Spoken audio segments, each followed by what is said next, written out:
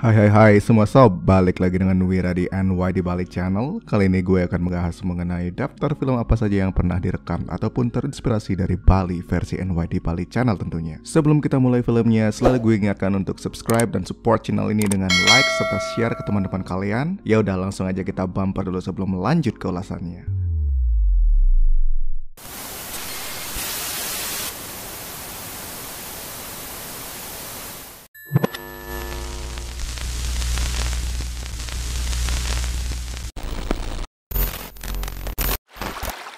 Bali sudah sejak lama memiliki nilai dan daya tarik yang dapat menghipnotis siapa saja yang datang mengunjunginya lagi dan lagi. Di antara kalian mungkin bermimpi untuk bisa datang ke Bali, apalagi di tengah masa pandemik saat ini sob. Jangan kalian, gue pun bermimpi untuk bisa jalan-jalan keluar Bali. Untuk mengobati rasa rindu kalian tentang Bali, mending kita bahas beberapa film yang mengambil poin cerita dan latar serta budaya Bali.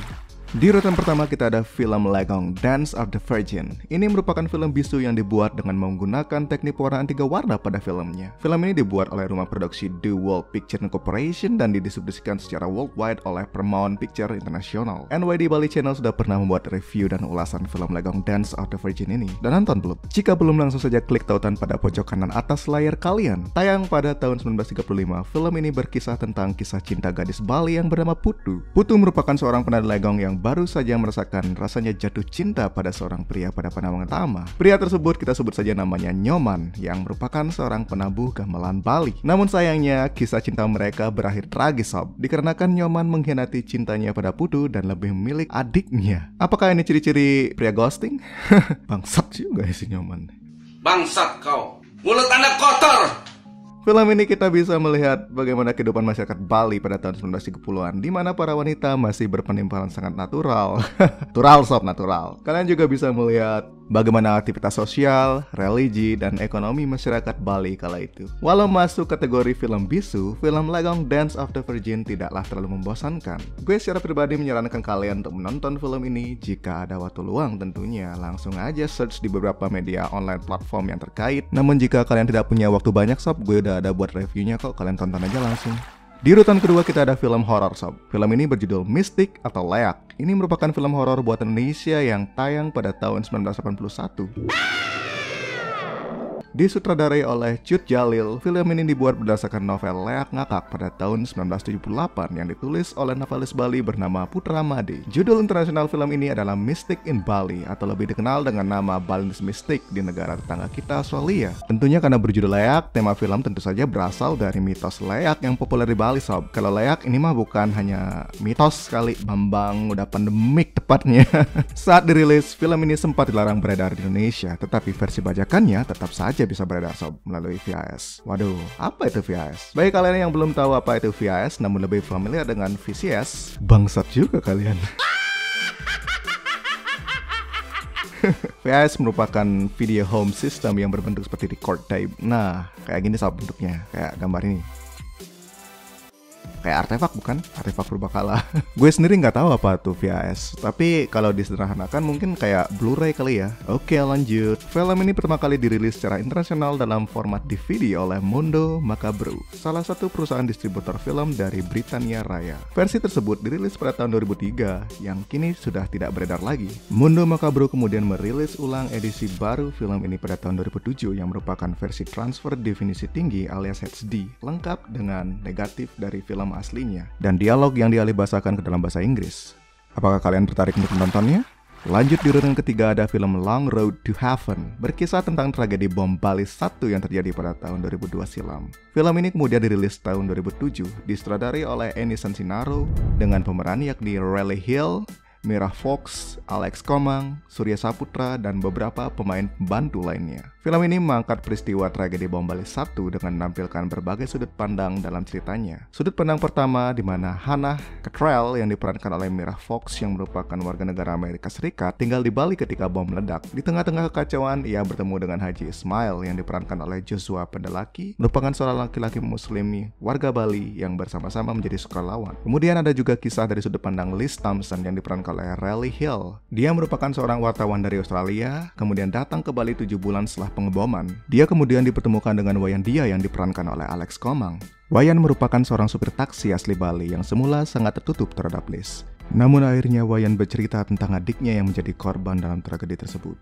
Cerita yang berlangsung berselang-seling antara flashback, perencanaan bom Bali yang dirakit oleh Imam Samudra dan kawan-kawan. Jujur gue emosional kalau sudah membahas peristiwa mencekam ini sob.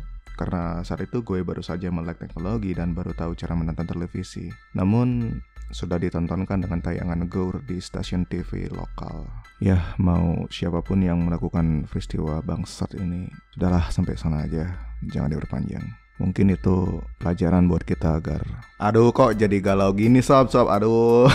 Kalau mau nonton silakan aja tonton langsung sob. Susah gue kalau mau deskripsikan di sini, mungkin kebawa perasaan atau gimana. Udah nonton pokoknya nonton lanjut. Tapi lanjut dulu video ini sampai selesai sob. Siapa tahu ada info film yang lebih bagus kan nantinya.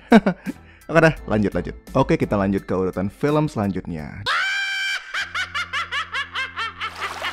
Di urutan keempat ada film Skala Niskala. Skala Niskala dalam bahasa Indonesia artinya adalah terlihat dan tak terlihat. Ini adalah film Indonesia yang diproduksi oleh 4Color Films bersama Triwater Production. Film ini disutradarai sekaligus ditulis skenario-nya oleh Kamila Andiani. Beberapa bintang yang memerankan film ini diantara lain adalah Ayu Laksmi, Ida Bagus Putu Raditya Mahijasena, Nika Dek Tali, Titi Kasih, Iketut Rina, serta artis Indonesia Happy Salma. Skala Niskala dirilis secara serentak di Indonesia pada Maret 2018. Sebelum dirilis, film Skala Niskala pernah diputar antara lain di Busan International Film Festival, Toronto International Film Festival, serta Jogja NETPAC Asia Film Festival. Dalam penayangan festival film terakhir tersebut, film ini mendapatkan piala Golden Hanuman. Piala tersebut merupakan penghargaan paling tinggi yang ada di sana. Sebelum pencapaian ini, Skala Niskala juga pernah mendapatkan kemenangan dalam nominasi Festival Film Tempo 2017, Grand Prize di Tokyo Filmex International Film Festival 2017, serta memperoleh Best Youth Feature Film di Asia Pacific Screen Award 2017. Ya ampun, menurut gue sampai keblintut baca semua nominasi filmnya. Saking banyaknya sampai belibet menurut gue bacanya sob. Dengan begitu banyaknya penghargaan yang didapat, sangat sayang kalau gue sebutkan sinopsis film ini. Mending kalian langsung saja nonton filmnya sob untuk support produk lokal. Oke? Bangsat kau. Selanjutnya di urutan kelima ada film Leak Penangkep. Film kali ini diproduksi oleh film produksi lokal Bali, diproduksi oleh Jagoan Production. Film ini tayang perdana pada tahun 2019. Dibintangi oleh Astrid yang merupakan seorang penari dari Tabanan, Galuh Belen, Yesi Diana, Yunda, Puja Astawa, dan beberapa pemain lainnya. Ya, mungkin beberapa di antaranya kalian tahu sob, karena merupakan influencer yang cukup terkenal di Bali. Pemain utama dalam film ini yaitu Niputu Astridayanti, yang biasa disebut sebagai Ratu Ular, berasal dari Banjar Kelaci, Desa Marga Daupuri, Kecamatan Marga, Kabupaten Tabanan, Bali. Ia menuturkan banyak pengalaman unik yang dialaminya selama proses syuting film ini. Dia menuturkan banyak kru film yang mengalami kesurupan, bahkan sutradara film pun mengalami hal serupa selama proses pembuatan film ini. Yang paling menantang itu pas syuting di villa dan kuburan di Bambang, Tembuku Bangli. Di sana kita dibimbing oleh juru Mangku Teja agar tidak ada kejadian aneh, karena pasti akan ada yang mencoba karena dikira sakti. Pas waktu itu ada ritual pakai link, pakai pejati di pura. Setelah mau pakai link, baru syuting. Banyak yang melihat hal aneh, tapi Mok tak pernah melihat. Begitu penuturannya kepada beberapa awak media yang sedang diwawancarai mengenai proses pembuatan film Leak Penangkep. Salah satu highlight di film ini adalah pelaksanaan ritual makan ayam. Selain itu ada juga adegan di mana mulut mengeluarkan kalajengking, dan itu merupakan adegan asli dengan menggunakan kalajengking sungguhan tanpa efek CGI ataupun sesuai dengan skenario film. Wow, bangsat juga adegan film ini. Mulut kau kotor. Pemeran film berupaya tampil semaksimal mungkin agar dapat menunjukkan totalitasnya dalam menampilkan peran agar tidak terkesan dibuat-buat. Sedikit ulasan film ini berkisah tentang gadis yang menjadi penari ular. Karena profesi gadis tersebut, tidak ada satupun lelaki yang berani mendekatinya. Ini dikarenakan penari ular memiliki stereotip negatif di mata masyarakat. Karena merasa dikucilkan, dia pun belajar ilmu hitam pengleakan agar bisa menaklukkan hati bos villa tersebut. Yalah cok, gimana nggak dipandang negatif, Tuhan. Saat diundang tampil di villanya, gadis itu pun berhasil menggait hati bos villa yang diincarnya. Dan akhirnya mereka pun bisa menikah. Ya tentu saja jika kita berurusan dengan ilmu hitam, lama-kelamaan ilmu pengleakan tersebut pun akhirnya mengundang banyak malapetaka. Bagaimana kelanjutan film ini? Langsung saja sob tonton filmnya. The last but not least, di urutan terakhir adalah film favorit gue sob. Film ini berjudul Eat, Pray, Love. Eat, Pray, Love adalah film drama Amerika Serikat yang tayang pada tahun 2010.